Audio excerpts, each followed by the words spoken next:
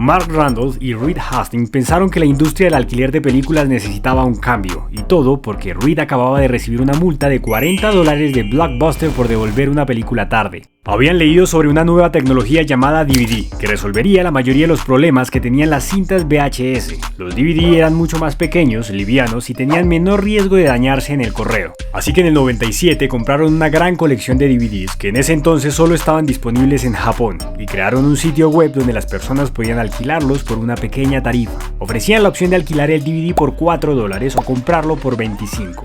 Y funcionó. En su primer mes, Netflix ganó $94,000, pero la mayoría de sus ingresos fueron por ventas de DVDs y no por el alquiler como esperaban. Aunque tenían una tarifa inferior, podía ser un ingreso recurrente con un mismo artículo. Aún así, su desempeño llamó la atención del fundador de Amazon, Jeff Bezos, quien consideró adquirir Netflix e integrarlo en su compañía, pues era una forma más rápida de ingresar al mercado de DVDs en lugar de comenzar desde cero. A cambio, Mark y Reed obtendrían una gran cantidad de dinero por unos meses de trabajo. Sabían que no hacerlo era solo cuestión de tiempo para que Amazon se convirtiera en su competencia directa, pero no querían abandonar el proyecto, así que le plantearon algo diferente y llegaron a un acuerdo. Le vendieron a Amazon el negocio de compra de DVDs, quien dirigiría a los clientes que quisieran alquilar DVDs a Netflix. A cambio, Netflix haría lo mismo con quienes quisieran comprar al sitio web de Amazon. Al mismo tiempo, Mark hizo un trato con algunos de los mayores fabricantes de reproductores de DVDs del momento, Toshiba y Sony. Por la compra de un reproductor de DVD de estas marcas, los usuarios podían ingresar el número de serie del producto en el sitio web de Netflix y alquilar 10 DVDs gratis. Netflix notó que se estaban enviando muchos DVDs gratuitos a las mismas direcciones. Sony había puesto el número de serie en el exterior de las cajas y cualquiera podía ver el número de serie sin comprar el producto. Sumado a esto, los clientes que sí lo compraban, una vez que canjeaban sus 10 DVDs, no se convertían en clientes regulares. Ninguna de las estrategias estaba funcionando. Incluso el trato que habían hecho con Amazon estaba beneficiando mucho más a Amazon, pues no llegaban muchos clientes de regreso a Netflix. Mark pensó que en lugar de que las personas alquilen una película, adquirieran un plan de suscripción mensual por 4 DVDs que podían ir cambiando por uno diferente. Esto les daba flexibilidad de cuándo ver y cuándo cambiar los DVDs por otros nuevos. Así acababan con las fechas de devolución y cargos por pagos atrasados.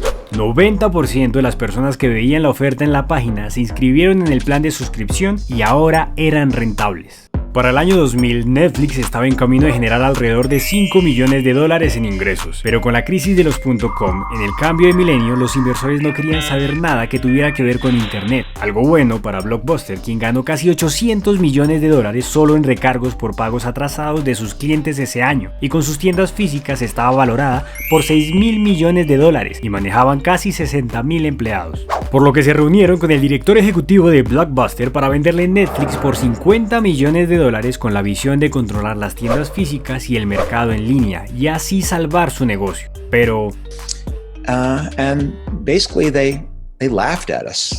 Mark y Reed tuvieron que despedir a un tercio de sus empleados, manteniendo solo a sus mejores trabajadores, que sorprendentemente los volvió más eficientes y su servicio era muy popular entre sus clientes, pero para competir con Blockbuster necesitaba dinero. En 2002, Netflix tuvo su oferta pública inicial con un debut espectacular en bolsa. Mark decidió alejarse de Netflix ya que sentía que con el crecimiento de la empresa, él ya no tenía un impacto importante en la misma, y se concentró en ayudar a otras pequeñas empresas emergentes en sus primeras etapas. Reed, que estaba al frente, sintió que la mejor oportunidad de éxito sería enfocarse en su negocio principal de alquiler de películas y series, evitando distracciones como Blockbuster, que comenzaba a experimentar con otros servicios como alquilar videojuegos. Al ver que las velocidades de internet cada vez eran más rápidas en 2007, Netflix decidió lanzar su servicio de transmisión de películas y servicios a través de internet. La biblioteca de contenido era muy pequeña, por lo que también mantuvieron sus suscripciones de alquiler de DVD, pero era cuestión de tiempo para que se concentraran únicamente en el streaming. Hicieron un trato con una compañía llamada Starz por $20 millones que les dio los derechos para transmitir una enorme biblioteca de contenido popular, incluía las películas de Disney y Sony. También hicieron acuerdos con Xbox, PlayStation, TiVo y Apple para que fuera fácil para las personas tener Netflix en sus televisores y otros dispositivos,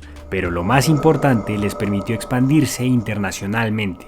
Ese mismo año, Netflix realizó un concurso público llamado el Premio Netflix, donde ofrecieron una recompensa de $1 millón por el mejor algoritmo de predicción para ayudar a emparejar a los usuarios con el contenido más apropiado para ellos. El concurso estaba abierto para todos, por lo que no solo ayudó a Netflix a obtener un mejor algoritmo de recomendación, sino que muchos clientes nuevos escucharon sobre Netflix debido a esa competencia. En cambio, Blockbuster mantuvo su modelo de negocio y no se dio cuenta de lo rápido que cambiaban las cosas. Era víctima de su propio éxito. Tenía tantas tiendas físicas que no le permitía actuar rápidamente ante los cambios tecnológicos y llegó a la quiebra. Al día de hoy solo queda una tienda, una propiedad privada usada como atracción turística. Incluso se hizo un documental sobre esta última tienda que irónicamente estaba disponible en la plataforma de Netflix.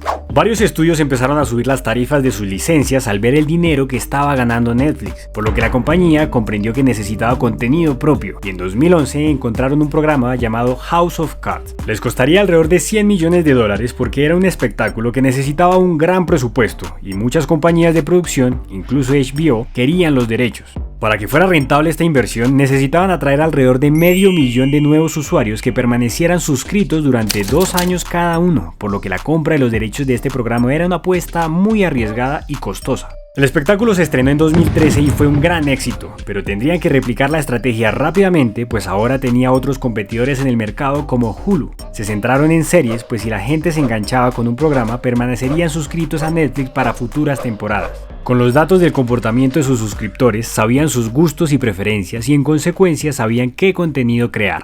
Aunque compañías tecnológicas como Apple y Amazon empezaron a crear contenido original y a llevarse producciones importantes como The Office y Friends, la pandemia benefició enormemente a Netflix, pues todo el mundo se quedó atrapado en casa buscando cosas para ver y la empresa tenía muchas producciones listas para estrenar y los suscriptores crecieron sustancialmente. Hasta que en 2022 revelaron a sus accionistas que estaban perdiendo suscriptores, admitiendo que ahora sería más difícil crecer. En solo un par de días perdieron $50 mil millones de su valor de mercado en bolsa y empeoró cuando comunicaron sus nuevos planes para tratar de ganar más dinero, como tomar medidas contra el uso compartido de contraseñas para que varios usuarios no aprovecharan una sola cuenta, aumentar sus precios y la intención de ofrecer una opción con anuncios a precios más accesibles para recibir ingresos de los anunciantes. Medidas fuertemente criticadas por los usuarios, pero que buscan financiación para poder invertir en contenido original de calidad, pues necesitan aumentar su índice de éxito con sus programas originales, porque muchos de los competidores tienen catálogos mucho más grandes e interesantes.